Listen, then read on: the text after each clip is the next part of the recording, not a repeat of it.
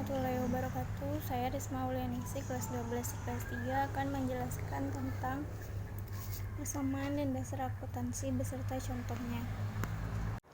Yang pertama, persamaan dasar akuntansi. Persamaan dasar akuntansi digunakan sebagai dasar pencatatan dalam sebuah sistem akuntansi. Artinya, setiap kali terjadi transaksi, maka harus dicatat seimbang dalam dua aspek, yaitu sisi kiri aktiva dan sisi kanan pasiva. Yang kedua, fungsi persamaan dasar akuntansi. Secara umum, persamaan dasar akuntansi ialah hubungan antara harta, hutang, dan modal yang dimiliki perusahaan. Persamaan dasar akuntansi sendiri memiliki fungsi, yaitu untuk mengetahui perubahan kekayaan setiap terjadi transaksi dalam perusahaan, serta untuk mengetahui beberapa total yang sudah digunakan dan dibelanjakan dalam satu periode akuntansi. Contoh soal persamaan dasar akuntansi itu pada tanggal 1 Januari 2018, Tuan Hamid membuka sebuah bengkel mobil.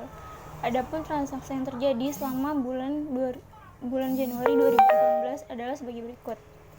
Tanggal 1 Januari 2018, Tuan Hamid menyetorkan uang tunai ke kas perusahaan sebesar 13 juta. Analisisnya, kas bertambah 13 juta, modal bertambah 13 juta.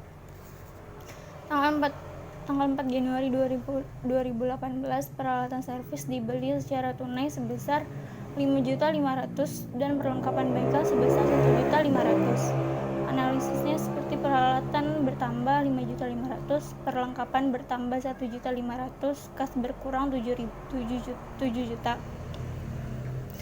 Tanggal 6 Januari, pembayaran sewa tempat usaha 1.300.000.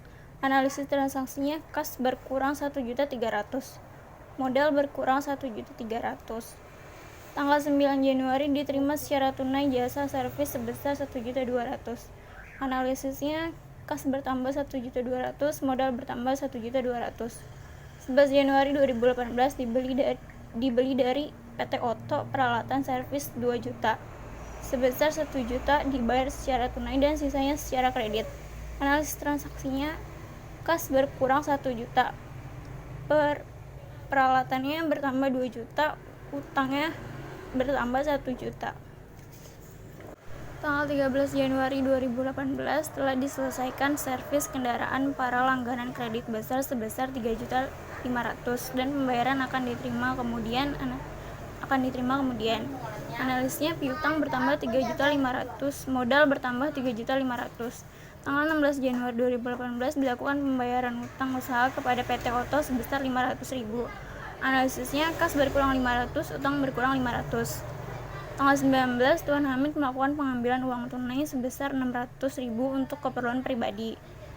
Kas berkurang 600, modal berkurang 600. Tanggal 21, diterima pelunasan dari para pelanggan kredit sebesar 2.500.000. Kas bertambah 2.500, piutang berkurang 2.500. Tanggal 24 Januari dibayar beban atas pemasangan iklan sebesar 500. Analisis transaksi itu, kas berkurang 500, modal berkurang 500.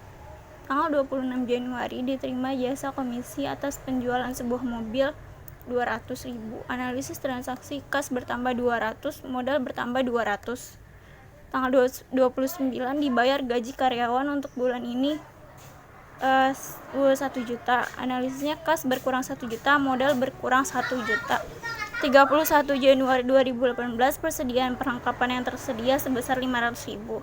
Analisis transaksinya itu perlengkapan berkurang 500, modal berkurang 500. Kemudian dibuatkan tabel transaksi dari bulan 1 Januari sampai 31 Januari 2018. Setelah itu kita menghitung laporan laba rugi. Pendapatan jasanya itu 15.400.000, beban usaha, beban sewa 1.300.000, beban iklan 500.000, beban gaji 1 juta, beban perlengkapan 1 juta ditambah ke 3.800.000. Yang 3.800.000 dikurang pendapatan jasa yaitu 15.400.000 sama dengan 11.600.000.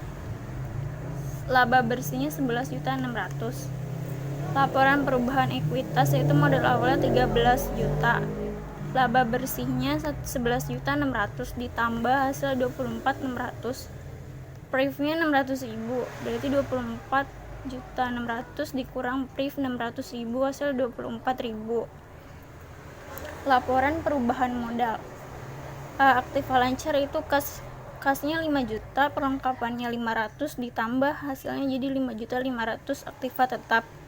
Peralatannya 7.800.000, ditambah 5.500.000, hasil 14 juta. Utang lancarnya itu 500, modal 13.500.000,